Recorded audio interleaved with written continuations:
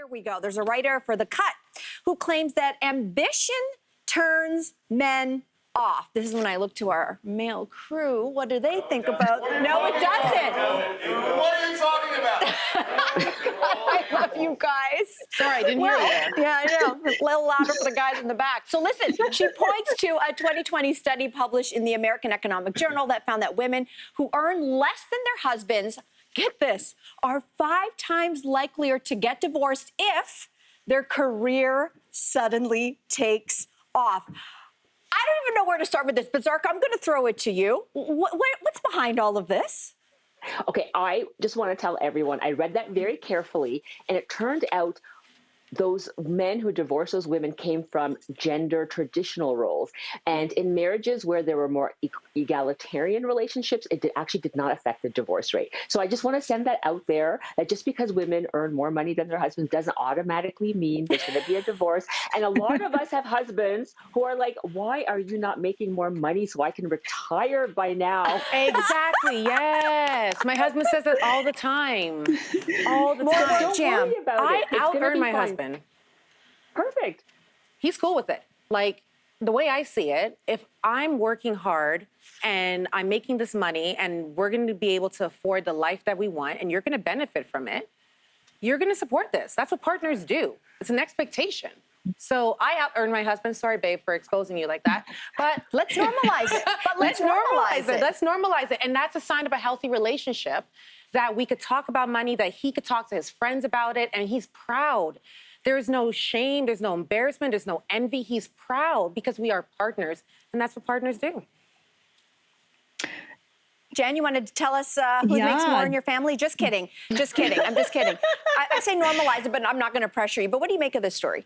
Well, I think, very much along the lines of what Jem is saying, it should really be a support system. Right now, we have a very unique situation in my home. I am the breadwinner. I've been the breadwinner for the past 2 years. My husband is on dad duty. He's been on dad duty from 8 to 5, Monday to Friday for the last 2 years. Okay, so he needs all the applause in the world, first off. But, I get to sit here in my work at home office and do my thing, work on my business, go after my dreams. And at the same time, I do kind of feel, am I taking away from what he could be doing, right? Our kids are a handful. No one's going to deny that our kids are a handful. Yes, they're 7 and 4 years old. So right now, my husband had to take them screaming out of the house so that we could have some silence. So that is the everyday here. And he's been so supportive, though. He really has been the one for the last, we've been together for almost 23 years, who has always encouraged me and always seen the best in me. So I think exactly what Zarka was saying, it really depends on the dynamics in the relationship going into it. Yeah, no, go ahead, Zarka.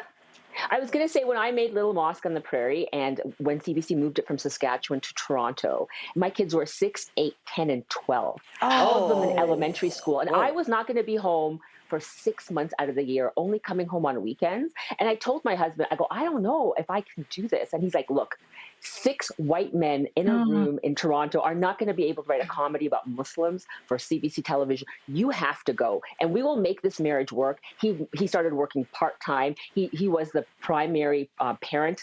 And you know what? The children learned. I have 2 girls and 2 boys, and it was a great way to role model for my sons that the father can be the primary parent. There's nothing wrong with it. And we need to show our boys role modeling how fathers can raise kids. And, it's so interesting. It was my mom and my mother-in-law who come from more traditional backgrounds who were so worried. They're like, a man alone with children, what's going to happen? Nothing is going to happen. Oh, no. They were fine. Everything worked out. In fact, I would come back after 6 months and they were like, why are you here? Like, what she's ruining our schedules. And I'm like, and I had to find a way to kind of fit back in to what he had created for himself and the kids.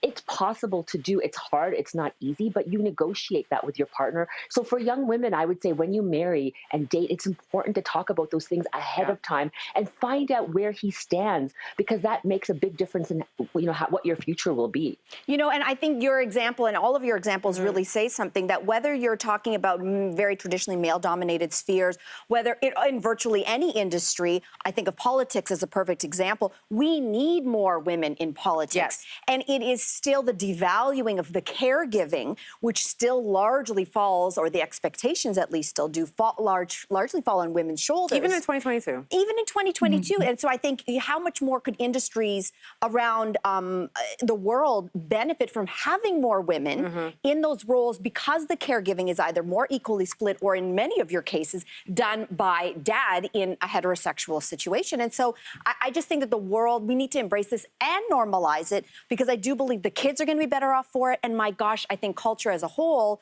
and I actually think this is the way to get to equal pay or gender pay parity. I think it's to actually unload some of the caregiving off of our shoulders to the men's. Agreed. Agreed. Let's move.